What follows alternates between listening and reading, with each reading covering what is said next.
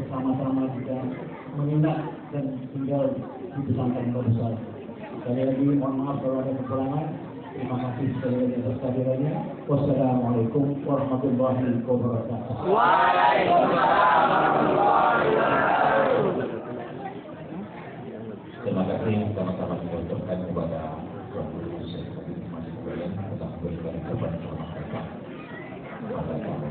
Selanjutnya mari sama-sama kita dengarkan arahan nasihat dari Habib Muhammad kepada beliau. Nabi Muhammad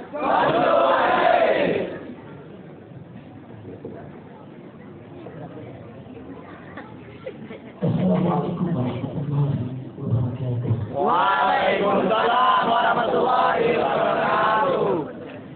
Bismillah walhamdulillah wassalatu wassalamu ala rasulillah wa ala alihi wa sahbihi wa mawala.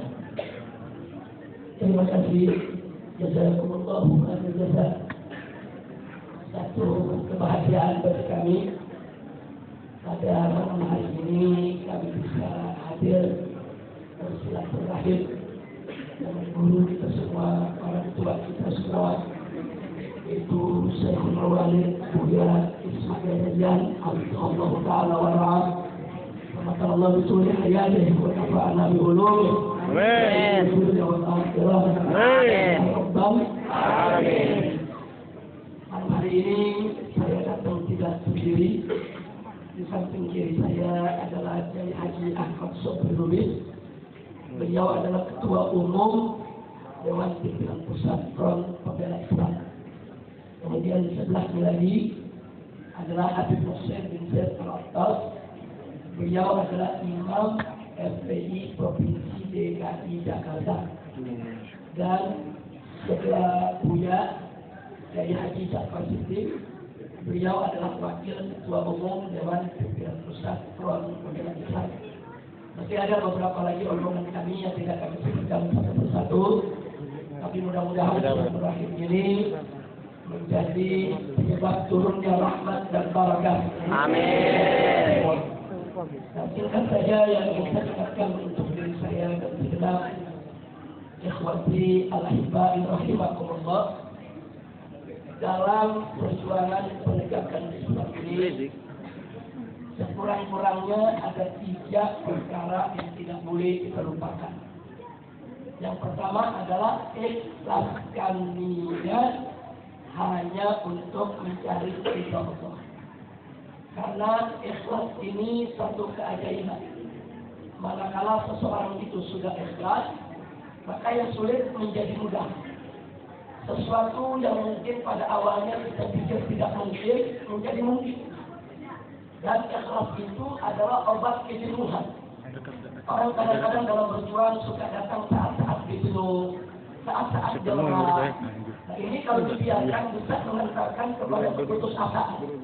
Tapi manakala kita ikhlas, maka ikhlas adalah obat kejenuhan dan benteng daripada keputusasaan. Makanya pantas kalau Allah ingatkan dalam Al-Quranul Karim, Faqala Ta'ala, wa ma umiru illa liya'budullaha ikhlas. Dan kemudian yang kedua, yang tidak boleh kita lupa adalah kita harus serius kalau ingin memenangkan agama Allah. Karena Allah sudah berjanji dalam Al-Quran Al-Karim, Faqala Ta'ala, in tansurullah yansurkum wa yuthabbit aqdamakum. Jika kamu sekalian sungguh-sungguh memenangkan Allah, maksudnya memenangkan agama Allah, niscaya Allah pasti akan memenangkan kamu sekalian. Ini janji Allah. Innallaha la yukhliful mi'ad. Allah tidak pernah dan tidak akan pernah mengingkari janjinya. Jadi kalau kita serius, kita tekun, betul-betul kita jalani dengan penuh keikhlasan, Allah akan bukakan jalan untuk kita semua. Makanya Allah katakan dalam ayat yang lain, alladzina jahadu bina lanahdiyannahum subulana. Dan mereka-mereka yang berjuang di jalan kami, kata Allah, lanahdiyannahum subulana. Niscaya akan kami tunjukkan kepada mereka subulana. Allah tidak mengatakan sabilan. Allah mengatakan subulana. Artinya apa? Berapa banyak jalan-jalan yang akan dibuka oleh Allah. Jadi kalau ikhlas, kita berjuang untuk membela Allah, Jalan ini yang tertutup, yang ini Allah buka. Yang ini tertutup, yang itu Allah buka. Yang ini udah nggak mungkin Allah buka jalan yang lain-lain. Itu janji Allah dalam Al-Quranul Karim.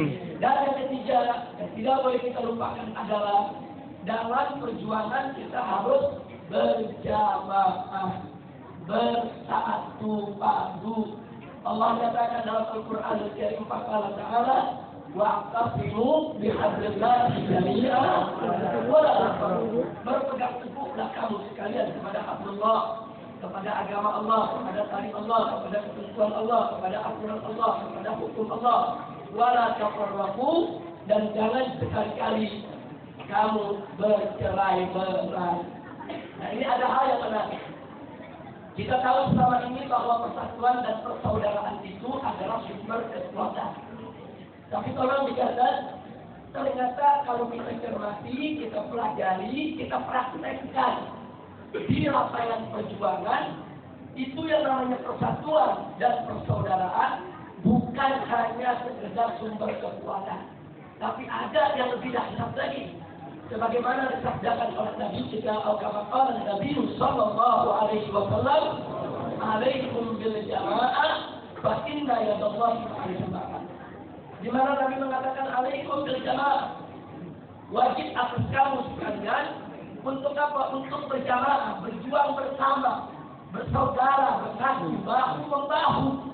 Kenapa? Fa inna yadallahi ma'al jamaah. Karena sesungguhnya pertolongan Allah ada pada kebersamaan. Nah, ini pertolongan Allah itu lebih dahsyat daripada sekedar kekuatan yang kita bangun. Kenapa?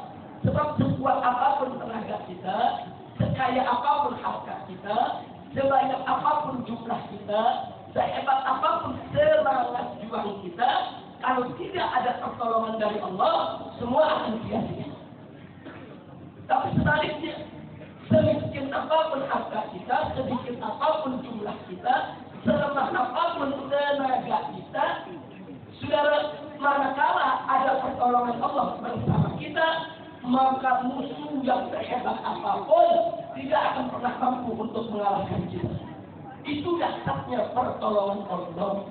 Nah, maka itu tadi saya katakan, rahasia kebersamaan itu bukan hanya sekedar sumber kekuatan, tapi juga merupakan sumber pertolongan Allah. Nah, itu yang terjadi akan selama ini kita lihat. Bagaimana aksi 212 khususnya yang dihadiri oleh lebih dari 7 juta umat Islam, hampir 8 juta orang. Sudah, itu gak mungkin terjadi tanpa pertolongan Allah. Mustahil itu bisa digelar tanpa karunia Allah. Loh, bagaimana tidak karunia Allah, sudah? Itu aksi 212 digembosi, dilarang, diteror, diintimidasi di mana-mana dari pusat sampai ke daerah. Tapi begitu datang waktunya, tetap saja aksi tersebut diberkahi oleh Allah dan mendapatkan kesuksesan yang luar biasa. Nah, karunia siapa itu? Allah. Siapa? Allah. Siapa? Allah. Siapa yang maha besar? Allah. Nggak bisa dihalang-halangi. Kalau sudah pertolongan Allah datang, tidak bisa dihalang-halangi. Nah, yang terakhir, yang ingin saya ingatkan juga tentang bagaimana kemarin proses calon gubernur Muslim di Jakarta dibenarkan oleh Allah. Kalau kita hitung-hitungan secara kalkulasi matematik politik, sudah sulit sekali calon gubernur Muslim untuk menang. Sulit, sudah. Loh, kenapa? Karena baru terjadi sepanjang sejarah Indonesia perangkat negara menjadi tim sukses calon gubernur. Bayangkan, perangkat negara rame-rame menjadi tim sukses calon gubernur dan Muslim. Dibayar habis-habisan dengan perangkat negara. Dan uang ratusan miliar digelontorkan. Bahkan kemarin itu terjadi di Jakarta, bukan lagi serangan pajak, tapi serangan barbar. Kenapa saya katakan serangan barbar? Karena nyogoknya terang-terangan. Pagi, siang, sore, malam, sebar sembako dan sembako, banjir, duit, dibagi-bagi ke orang miskin, dan seterusnya dan seterusnya. Sementara kalau gubernur Muslim nggak punya kemampuan seperti ini. Tidak didukung oleh kekuasaan, tidak didukung oleh finansial yang cukup. Kalau hitung-hitungan secara matematik politik, kalau gubernur Muslim sulit untuk menang, sudah. Bahkan sampai beberapa hari sebelum pilkada, ada beberapa tokoh nasional, ada beberapa pimpinan partai politik datang menemui saya. Mereka menyampaikan keputusasaan mereka, kekecilan hati mereka. Ini nggak mungkin menang ini habis. Karena mereka lihat fakta di lapangan. Sudah, tapi jangan lupa, di sana itu sudah ada kekuatan Allah. Yang maha kaya adalah Allah. Yang maha kuasa adalah Allah. Akhirnya kemarin terjadi berbagai macam keajaiban yang akhirnya calon gubernur Muslim itu bisa menang. Sudah. Dua saja saya berikan contoh ya sudah sebagai bukti. Pertama, mari kita lihat pada saat calon gubernur non Muslim ini sedang kampanye, mereka ngambil beberapa ustaz untuk membela calon pemimpin non Muslim. Jadi kenapa? Artinya tuan. Imannya ada dalam amplop. Tapi ada yang menarik. Ini ustaz yang bela calon non Muslim begitu tampil di atas mimbar apa dia bilang? Saudara, kita sebagai Muslim tidak boleh pilih pemimpin kafir, tapi wajib untuk memilih pemimpin Muslim. Dan kembali ke ngomong. Akhirnya dipegang oleh panitianya kenapa Ustaz ngomongnya begitu? Tidak sesuai pesanan. Susah jawab apa? Saya sendiri tidak tahu kalau bisa ngomong begitu. Itu pertolongan siapa? Allah. Siapa? Allah. Yang terakhir sebagai penutup, karena sudah masuk waktu Isya dan kami juga harus berangkat ke depan. Sehingga tolong dimaklumi. Yang terakhir saudara, ada ibu-ibu lansia di Jakarta begitu banyak. Itu dibagi-bagi sembako. Begitu dibagi sembako, bisa tanya, ibu dapat sembako, dapat duit, dapat.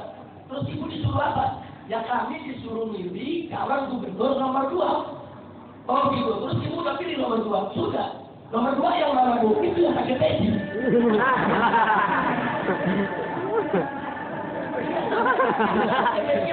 Ini nomor 3, bukan nomor 2. Ini ibu nonton nggak ada nomor 3, calonnya cuma 2.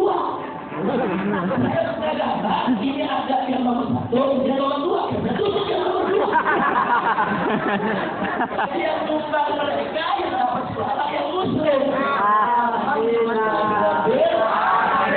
Saya tanya, anugerah siapa? Allah. Siapa? Allah. Siapa? Allah. Yang maha besar? Allah. Yang maha kuasa? Allah. Apa yang maha agung? Allah. Allah. Itu saja yang saya sampaikan. Sebetulnya kalau waktu masih banyak, Buya kita mau lebih lama di sini, kalau perlu bermalam di sini. Tapi insya Allah dalam waktu dekat nanti saya dan kawan-kawan dari DPP DPI akan berkunjung secara khusus ke Pondok Pesantren Darus Salam.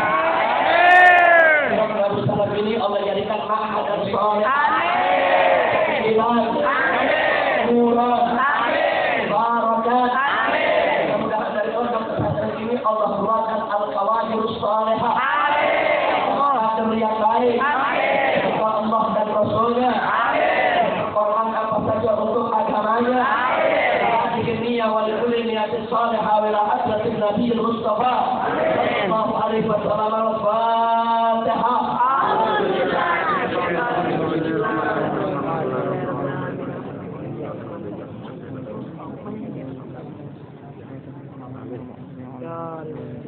Tajaballahu minkum. Segala perhatian, mohon maaf segala kekurangan. Terima kasih Bu ya. Luar biasa ini malam undangan cici di makanan yang terbaik.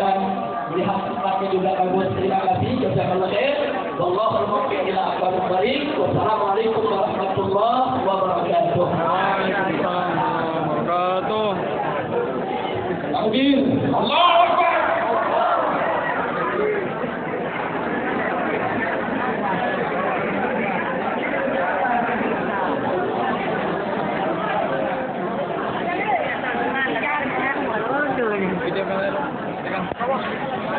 Iya, aku kan belum.